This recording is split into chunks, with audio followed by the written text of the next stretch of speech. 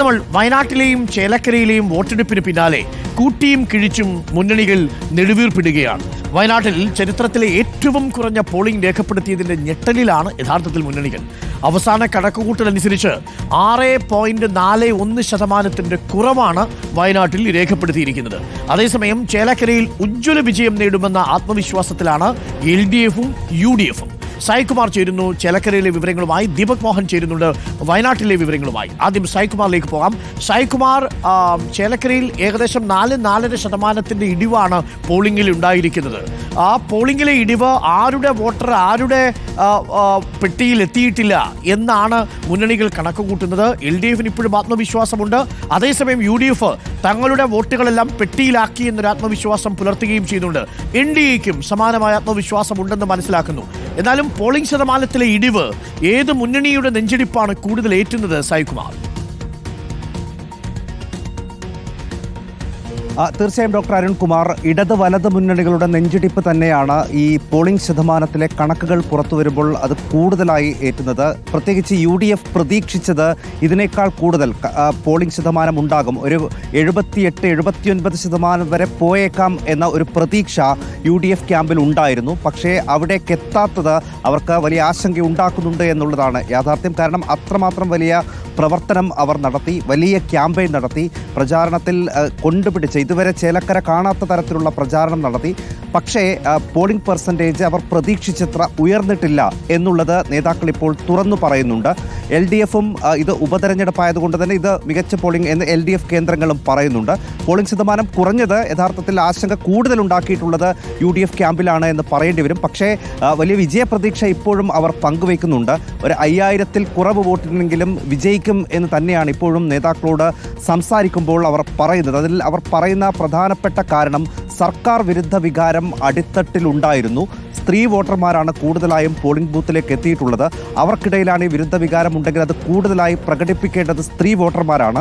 ആ വോട്ടുകളിൽ ഞങ്ങൾക്ക് നല്ല പ്രതീക്ഷയുണ്ട്. പ്രത്യേകിച്ച് പാർട്ടി വോട്ടുകൾ മാറ്റി നിർത്തിയാൽ മധ്യവർഗ വോട്ടർമാർ തങ്ങൾക്കൊപ്പം തന്നെ ആയിരിക്കും എന്നൊരു പ്രതീക്ഷ അവർ പങ്കുവയ്ക്കുകയും ചെയ്യുന്നു. അതോടൊപ്പം ന്യൂനപക്ഷ വോട്ടുകൾ, K. രാധാകൃഷ്ണൻ ഇതിനു മുൻപ് വ്യക്തിപരമായി പിടിച്ച ന്യൂനപക്ഷ വോട്ടുകൾ ഇത്തവണ മുസ്ലിം ലീഗിനെ കൂടെ തന്നെ നിർത്തി അത് പരമാവധി UDFിൻ്റെ പോക്കറ്റിലേക്ക് കൊണ്ടുവരാൻ തങ്ങൾക്ക് സാധിച്ചു എന്ന് UDF പറയുന്നുണ്ട്. അവിടെ ഒരു വിള്ളൽ വീഴ്ത്താൻ UR പ്രദീപിന് കഴിഞ്ഞിട്ടില്ല എന്നവർ വിശ്വസിക്കുന്നു. അങ്ങനെ പറയുമ്പോഴും PV അൻവർ ഏതെങ്കിലും തരത്തിൽ ഈ വോട്ടുകളിൽ വിള്ളലുണ്ടാക്കിയിട്ടുള്ളോ എന്നൊരു ആശങ്ക UDF ക്യാമ്പിലുണ്ട്.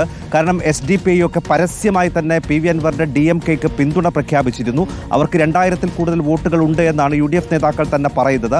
അതോടൊപ്പം ജമാഅത്തെ ഇസ്ലാമിയുടെ വെൽഫെയർ പാർട്ടി, മറ്റ് മുസ്ലിം സംഘടനകൾ, അതോടൊപ്പം BSP അടക്കമുള്ള സംഘടനകൾ, ഇവരുടെയൊക്കെ വോട്ട് PV അൻവറിന് കിട്ടിയിട്ടുണ്ടോ എന്ന ഒരു സംശയം UDF കേന്ദ്രങ്ങളിലുണ്ട്. അങ്ങനെയാണെങ്കിൽ തങ്ങൾക്ക് കൂടി കിട്ടേണ്ടിയിരുന്ന ഒരു വോട്ടുകൾ PV അൻവറിലേക്ക് പോയിട്ടുണ്ട്. അപ്പോൾ അൻവർ പിടിക്കുന്ന വോട്ടുകൾ എത്രയായിരിക്കും എന്നുള്ളത് പ്രധാനപ്പെട്ടതാണ്.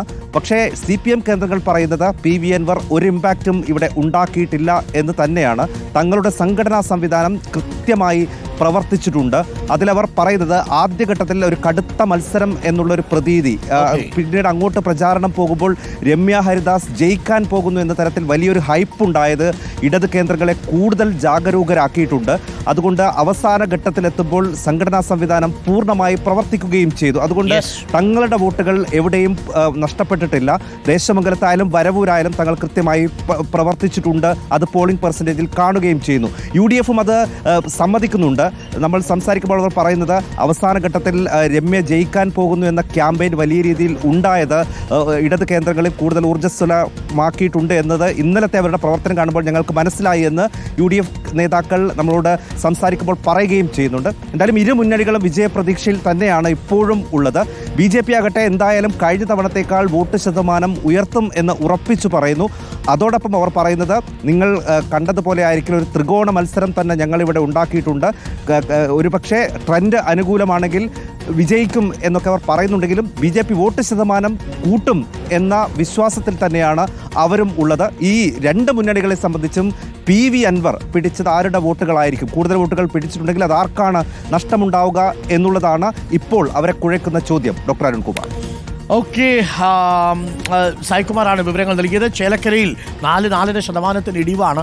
അവസാന നിമിഷം LDF-ന് തങ്ങളുടെ വോട്ടുകളെല്ലാം പോളിംഗ് ബൂത്തിൽ എത്തിക്കാൻ സാധിച്ചു എന്നൊരു ആത്മവിശ്വാസമുണ്ട് എന്നാണ് LDF ക്യാമ്പ് കണക്ക് കൂട്ടുന്നത്. അത് പക്ഷേ ബൂത്തുകളിൽ തങ്ങളുടെ വോട്ടുകൾ തങ്ങൾക്കും എത്തിക്കാൻ സാധിച്ചു എന്ന് പറയുന്നു. പക്ഷേ പഴയന്നൂരിൽ അത്ര വലിയ രീതിയിലുള്ള പോളിംഗ് ഉണ്ടായില്ല. പാഞ്ഞാളിലാണ് ഏറ്റവും കൂടുതൽ പോളിംഗ് രേഖപ്പെടുത്തിയിരിക്കുന്നത്. ദേശമംഗലത്തും ചേലക്കരയിലും ഭേദപ്പെട്ട പോളിംഗ് ആണ് എന്നേ പറയാൻ കഴിയൂ.